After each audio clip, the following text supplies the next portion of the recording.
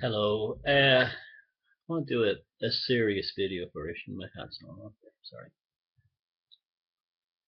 I want to talk about the tarot. This is why I'm wearing my glasses because my eyesight is getting really poor these days, and I needed to look at the cards. Uh, some of you may be very surprised that I'm a proponent, aficionado, and supporter and user of the tarot. Make You may like think of me as the last person in the world who'd be into that because I'm so dubious of new age stuff and things like that. But that's why I use the tarot. The tarot has been integral to my life for nearly a decade now. Although I used to read the tarot when I was younger, I I was actually introduced to it by a French woman when I was about 17, 18, and she was an older woman, and she gave me my first card reading, and the way she laid the cards out in front of me, there was a sort of theatricality about it that never left me. But I'd say for the last, especially in the last 5 years, I I don't think I could have been able to develop as a person without the tarot. I know that sounds very interesting, but very extreme and interesting. The reason for that is I don't do divination with the tarot. I don't I don't tell fortunes. I'm not interested in that. I never have been. But if people only understood the power of the tarot in terms of your psychic, not development, I would say stewardship, in that the tarot almost becomes a kind of a psychic walking stick, that as you go through life, if you know how to work with the symbolism in the tarot, it can be so powerful and so useful. I've even written a book. It's out of print now, called Tarot Psyche, and I am planning to write another book on the tarot. But I want to demystify the whole idea. These cards that I'm holding, they they're almost like keys to the unconsciousness. It's because that they're symbol based, pictorial and graphic.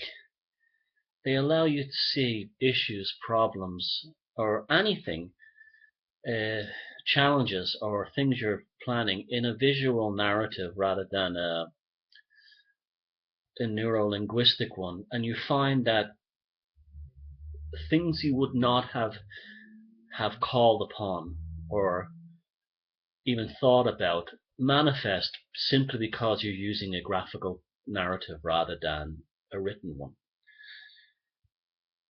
The current deck I've been using for a while now is the Italian Classic deck. This is a rather beautiful deck, and it has a very baroque artwork feel to it. There's a Look at the dead card. Where is it? It's very, very soothing, and I think it's very similar in how it looks to the Tarot de Marseille, the classic tarot set, but it's different. It's warmer. It's richer. I particularly love the Tower card. I think that's a spectacular piece of art all by itself, and I always feel comfortable with this. Now, I don't charge people for tarot readings, but I do them for friends and people who ask me for them. Generally, women who are having men problems. But the tarot system I developed, which I call Tarot Psyche, is rooted in 7 cards. 3 are laid on the left, 3 are laid on the right, and then a kind of the eye of the pyramid, the top of the pyramid, is a card at the top, which is the overall story of what's happening.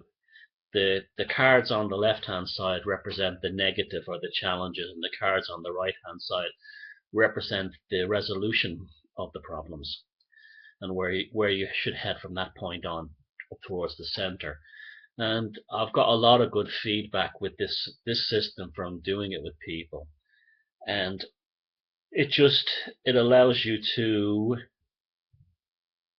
it allows you to and me and people have helped to resolve problems. It's a great system for getting through a problem.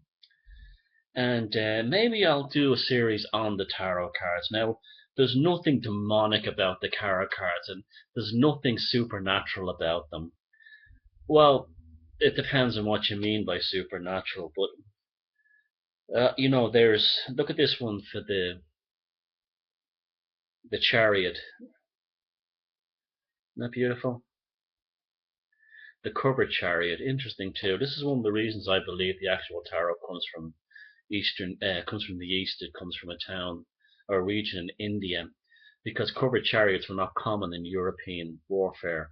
And I think the tarot is also interesting in the fact that it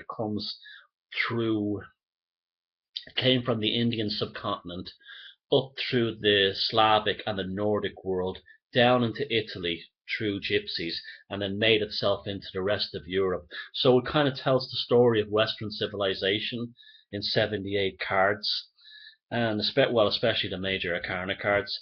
And you can see that so many of the symbols in them are indicative of archetypes in the culture along the way. Like the death card is Kali, from the Vedic tradition. You would have the hanged man is Odin or Wotan, hanging from the tree. And the devil is Pan, from the Western European tradition, and it just goes on. And even the Tower card, that's Indra, the Vedic god of thunder, splitting the cloud cliff with his hammer, or it could be seen as Thor or Duna in the Germanic sense.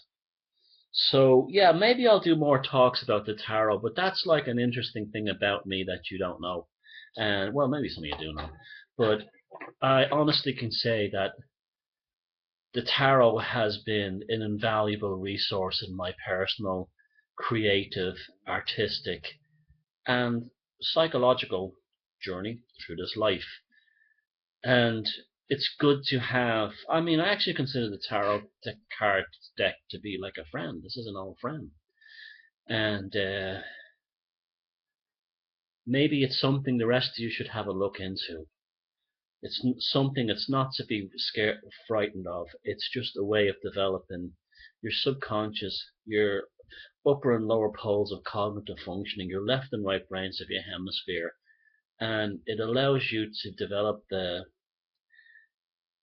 a wisdom and the element of the seer, which is probably more important in this world right now as we head forward into what the psychopathic control grid is trying to do to us. So the tarot, make it your friend.